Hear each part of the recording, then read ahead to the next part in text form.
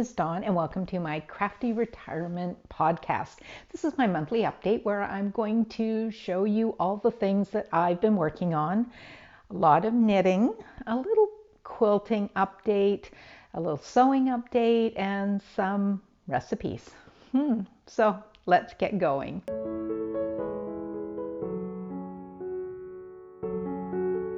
So the first is my finished object, which is the sweater. This is the Anchors Summer Shirt by Petite Knits, and it turned out great.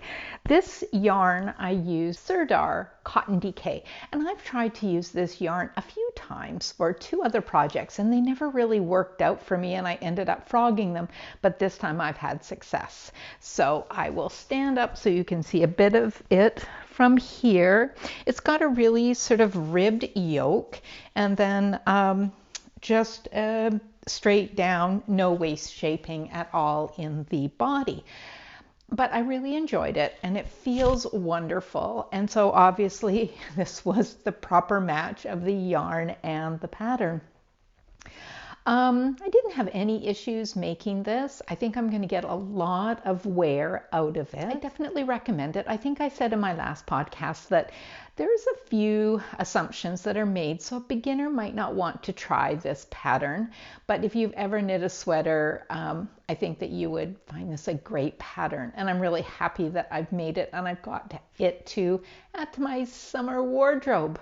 I'll put in a couple of other pictures and maybe a little video to give you a better idea of how it fits, but I've been really happy with it.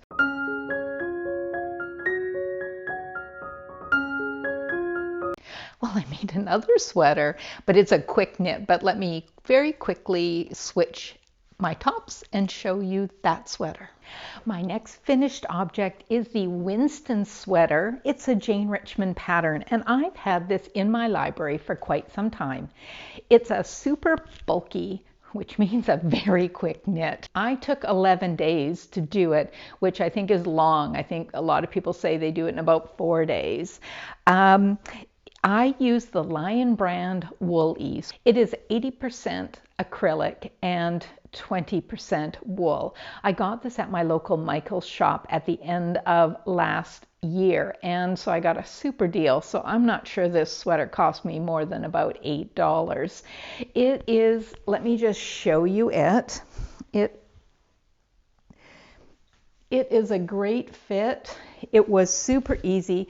The pattern was very well written. In fact, one of the best written patterns I've done recently. So I really recommend it for anybody wanting to make a sweater. Now, of course, it's very, very warm. So I will be not wearing it, and I'm going to take it off in just a minute. But I really love it and cannot wait for next winter when I can wear it all the time. It's a super cozy. I made it a little bit shorter than the pattern called for, but I sort of don't like, I'm not very tall, so I don't like anything too long on me. And I'll throw in a couple pictures and maybe even a little video. I don't know if there's no video, I didn't do it, but I will try and put in a video for you to give you a sense of what the shaping is of it. But I love this, and it's a very economical yarn, and that's the yarn that Jane called for, because she was trying to promote that we can have beautiful hand-dyed yarns, which I love, we all love, but we also can have less expensive yarns in our collection that we can also love, especially on the pricing. And in this case, I'm very happy with it, not just the price, but it feels great, and the color is actually really fun. It's an eggplant, and yeah, so I really cannot wait for next winter when I can wear it all the time.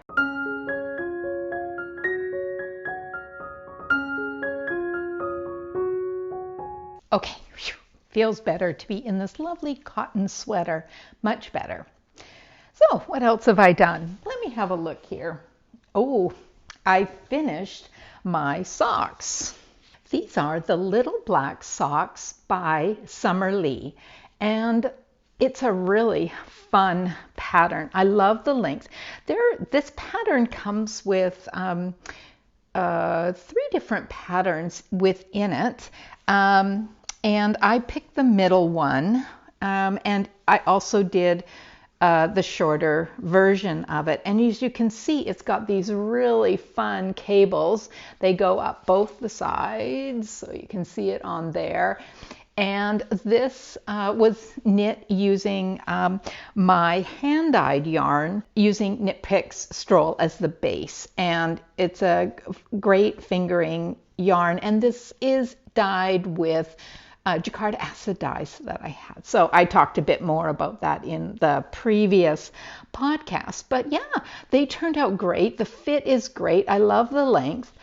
I did have some problems with the pattern though. And I reached out to the designer and I didn't hear back.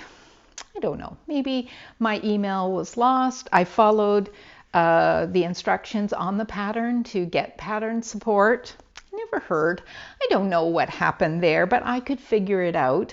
But I would say I would definitely make this pattern again. I really think it fit really well. The cable's made for a bit of variety. They knit up very fast. But if you're new to sock knitting, I really cannot recommend it unless I heard back. Because even if I'm wrong in reading the pattern as an experienced sock knitter, I would hope that the designer would get back to me. And I found that in the past when I've reached out, I've heard back very quickly. So I don't really know what happened there and I don't want to speculate, but the pattern, the end result, I'm super happy with, and I love this. Now, in my last podcast, I talked about my disappointment with all the socks sort of wearing out, and although the yarn was beautiful, it didn't really last, and I'm hard wearing and I like to walk a lot or hike, and so it's just heartbreaking to have socks wear out. So on my little black socks, I used Regia, which it says is a hard wearing sock yarn. So I'm hoping that this is going to work out for me. But I couldn't help myself. I made another pair of socks, and these probably aren't hard wearing and they're not going to last. But I was talking to my friend Della, and I think maybe the solution is I just need to make more socks.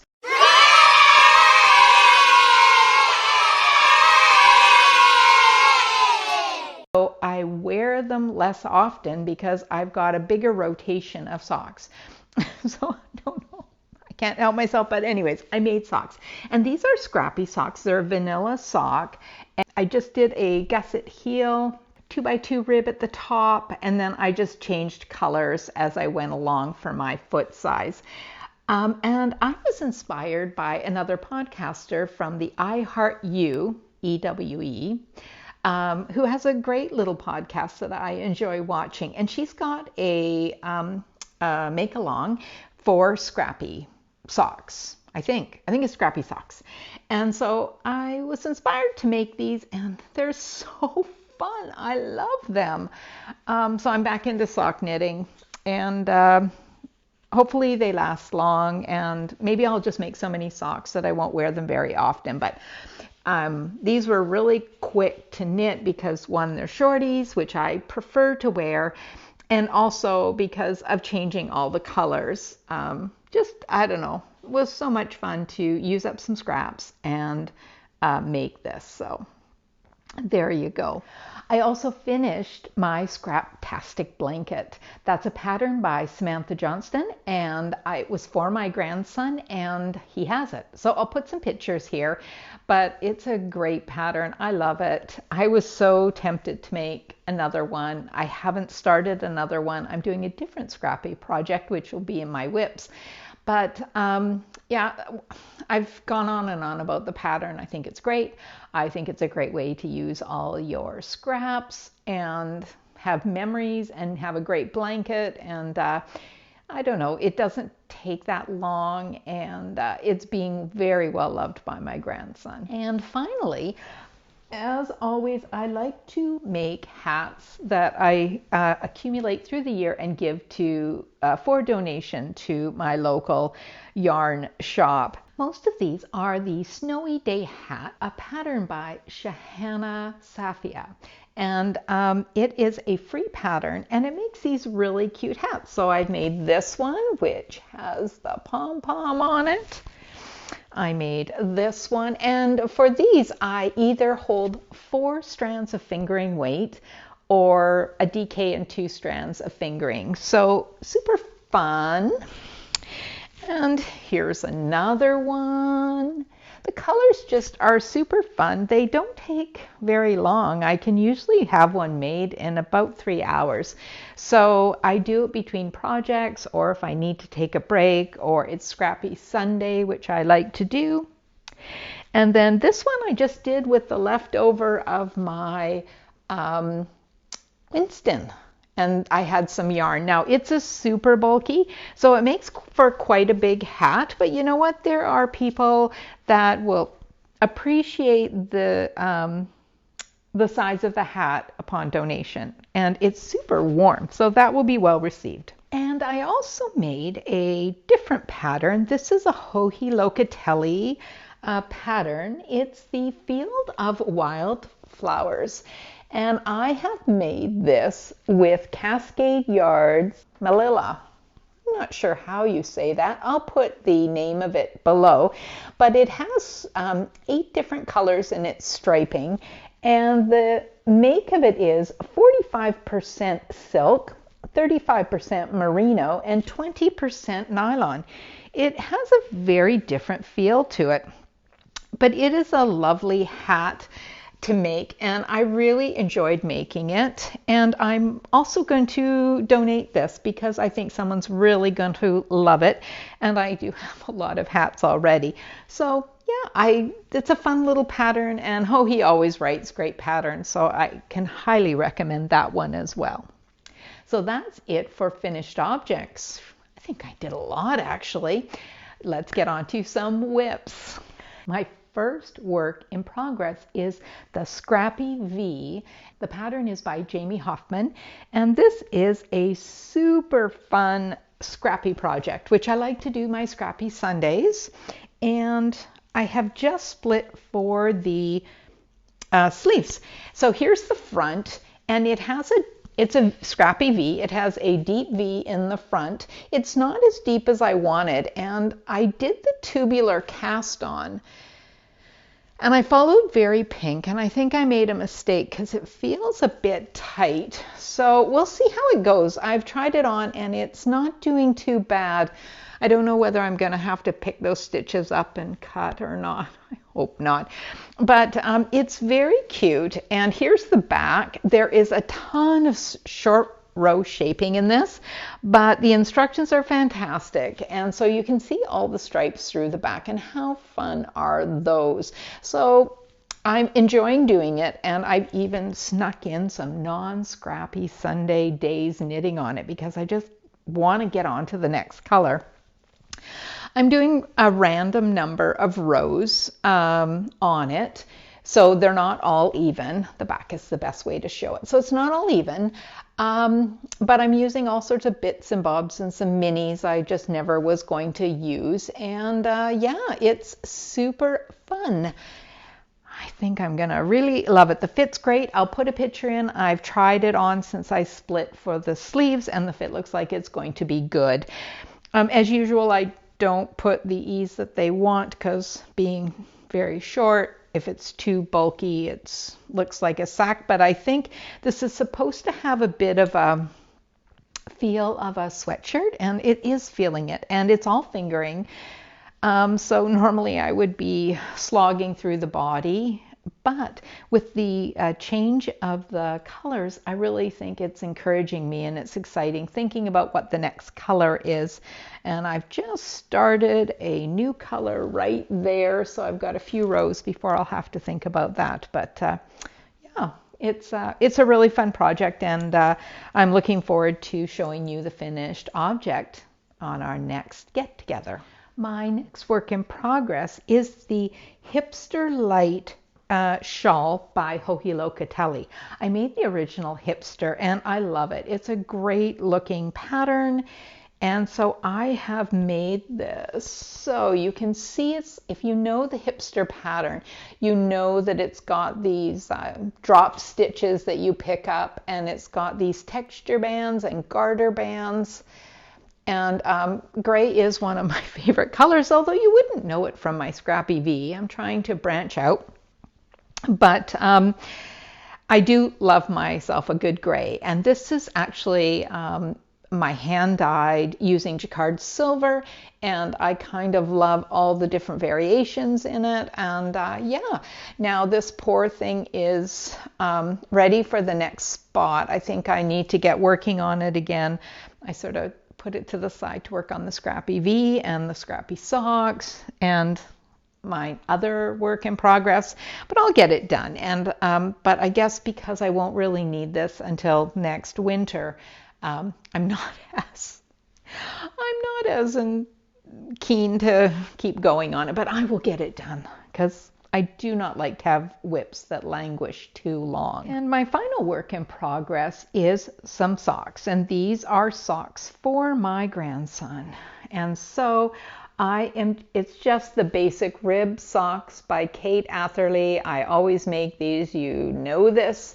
I've turned the heel, and I have done the gusset decreases. So I'm on the foot. So this is the fun part.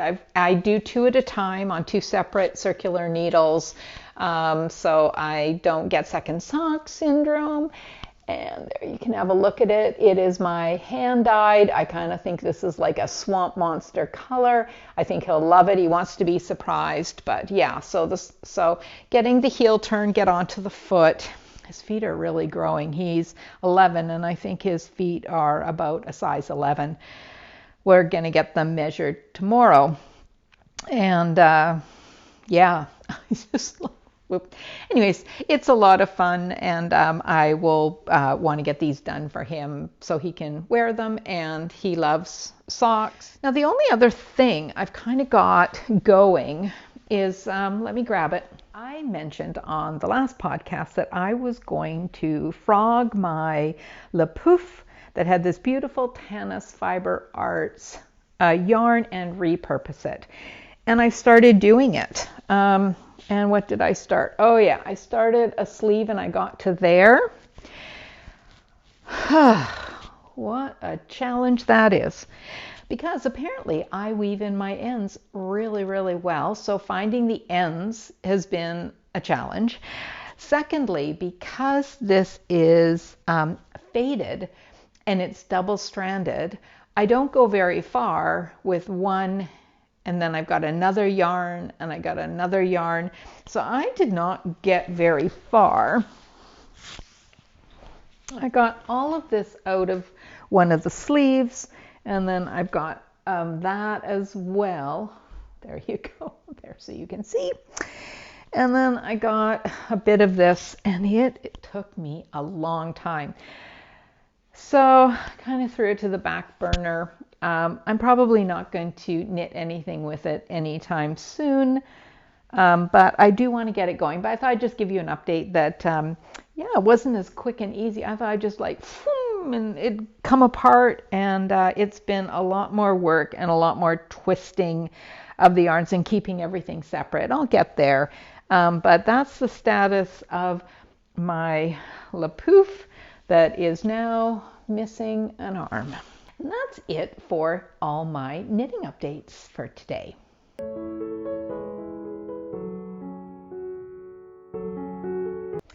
So in our last podcast, I showed you my quilt that I had done the sashing and the borders for, and that is unchanged.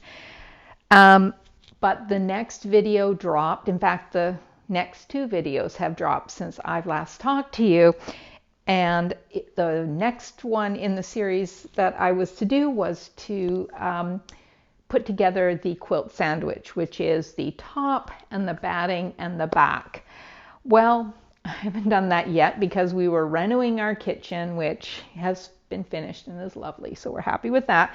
But we were kind of in construction mode. That's my excuse. I'm sticking with it.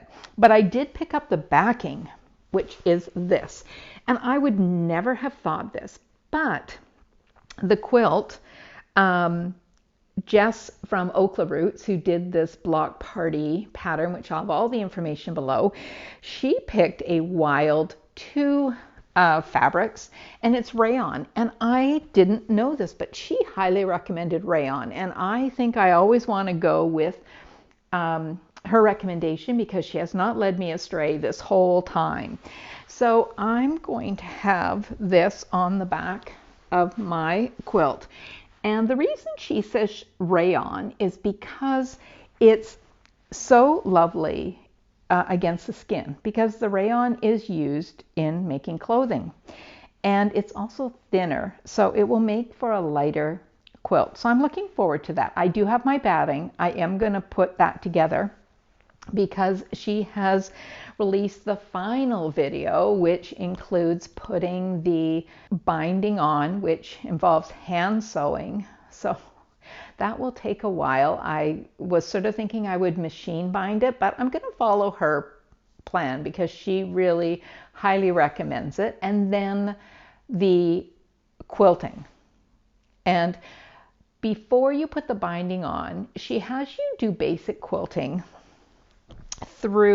between basically following all the blocks. And why she recommends that you do that is because then you put your binding on and you can hand quilt and finish it between the sashing and all the sashing. So then it's all stable and you can sit and keep yourself warm and hand quilt. You know, if you want to machine quilt it, you can. But again, I'm following her lead on this. I'm a new quilter. I've really only done one very small wall hanging Christmas quilt.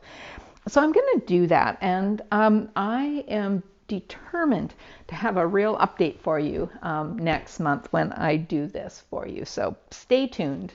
Also, apparently I have to pick another pattern for the binding. So this is gonna be super wild, but I'm all in for it. So yeah, stay tuned for that. Last time I told you I was going to make the Naz Yao pouch, and I did. I sewed a pouch. I put in a zipper. Holy smokes, the zipper works. And how cute is that? Look in there. There is can you see there? There's even a little pocket. It's all got edging on it. And I've got this super cute pouch with a zipper. It is so adorable. I'm so pleased. I was so shocked making it because I think I saw another podcaster, I'm sorry, I can't remember who it was, but it's like you birth a bag. It's inside out and you turn it and it's like magic. This is a free pattern. I highly recommend it. And it is by Country Cow Designs. And I'm super thrilled. So Jo from Country Cow Designs is going to do a sew along making a bag, and it's her Momexa bag. I'll put all the information below, but I have purchased the pattern and I'm all over doing this make along. And the first installment, she's going to have videos, and I think it's maybe the second week of May, and I'm going to follow along and I'm going to do that. So hopefully I think it's longer than a month to do it because she starts you from bare basics. It's a beautiful design, and go online and look at what people do, but it is going to be for beginners and for experienced sewists. So I'm really excited to try that, and she's going to walk us through all the interfacing and all the materials. So I cannot wait, and I cannot wait to show you a bag. The other sewing thing that I've done is I've made a couple more masks. I think we'll be wearing masks for a while. This is the mask number 196 from Twins Day. The video is very long, but the pattern is excellent, and it's my favorite pattern of all. And since I saw you, I've tried some other mask patterns, but this is a great pattern. And why do I like it? There's some darts here. There you can see there are darts both sides, and It also, you hand sew at the top a sleeve to put in a nose thing, which I've got this nose piece in here that I got at my local fabric store. And so you can take it out for washing, which, and it actually has adhesive on the back, but I just don't even take that adhesive off. I just stick it in there and pull it off for washing. And the video is very long-winded, but she knows what she's doing. And I'm not a great sewist, and I still made it perfect. And it is a super fun mask. It has a great fit down here. It has that in, and it is not too tight. So I made that one, and then I made another one. And again, these are super fun, and I have to say, I really recommend the pattern if you need to make some more masks. And now for recipes. I've released a few videos on how to make some of my favorite recipes that I thought you might be interested in checking out. The very first one is beginner banana bread. And I know everyone's making banana bread, but I think this is a super great recipe. I call it a beginner banana bread, but it is so good. We make it all the time, and I don't think you need to be any fancier in making a really good moist banana bread. So there's the link there. You can check it out, and I think it's a good one. The next one I did was beginner brownies. Again, it is such a simple recipe using very basic ingredients and very easy technique, and they turn out great, like great. And especially if you put the icing on, which is optional, but not. So I think you want to check out this because the brownies are so good. This is a recipe from my mother, which she baked at least for the last 50 years. So I cannot recommend it enough. It's very simple, it's yummy, and who doesn't want brownies like right now? And they work well in the freezer too.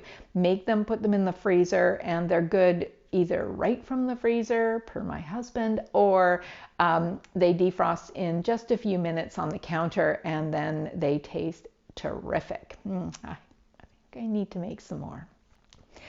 My next food video is called the Anything Salad, and this is something I've done for quite a long time, and maybe you do this too, but for those of you that don't and struggle to come up with salad ideas, this is sort of I make it as a main lunch salad, or even eat a light dinner salad, or I'll do it a little bit less for a side salad. But basically just taking ingredients you'll find in your fridge or your freezer or your pantry, and you can very quickly just throw everything together. Save all those bits and bobs of ingredients that you think, oh, what will I ever use it for? Well, you make a salad. Super simple. I show you how to put it together and what I do to actually eat it. And we do this multiple times a week for a lunch. So give it a try. Check it out. Let me know what you think. Maybe you have some new ideas. I know my friend Janice loves to put quinoa in hers, or what is the other? Oh, she puts rice in, leftover rice. So I haven't done that, and I need to try it. So anyways, check it out and make some salad, because I always think it's salad time anytime.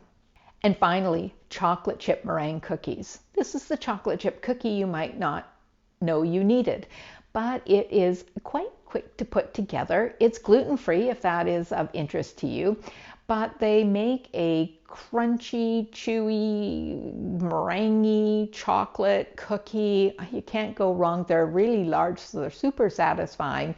They're one of our grandson's favorites. And so I wanted to share this with everybody. It's a fun recipe that I found on food.com. I've changed it up a bit. I show you exactly how to make it. So I think this is a good one to get going on, to try. I hope you do try it. I've also, because you're making meringues, you have leftover egg yolks. So the next video that I'm releasing is the after meringue cookies. And these are a super yummy cookie that uses up all the leftover egg yolks, and you can put in whatever mix-ins that you want. And so maybe if you're watching this, that video has already been released, and I hope you give both of them a try. And you can do them in either order. You can do the after meringue and then the meringue, but they're super yummy and we love them. So that's it for today. I hope you've been having a good time. We've had a good time here. My husband and I have both had our first dose of vaccines, so we're feeling pretty good about that. We are still under a lot of restrictions, but we can see people at distance outside. So we've taken advantage of that by seeing a couple of friends outside in the backyard at distance, and we go see our grandson and my stepdaughter. Their yard, where my husband and grandson are busy gardening or building a garden. I don't know what they're up to, but they're very busy. But it's great outdoor activity they can do at distance, and we get to see them and talk to them in a nice, relaxed way. And hopefully soon we will be able to spend time together, or maybe even share a hug. But that's about it. Lots of plans for more crafting. I'll be back with you in a month, I guess. And until then, take care, and we'll see you soon.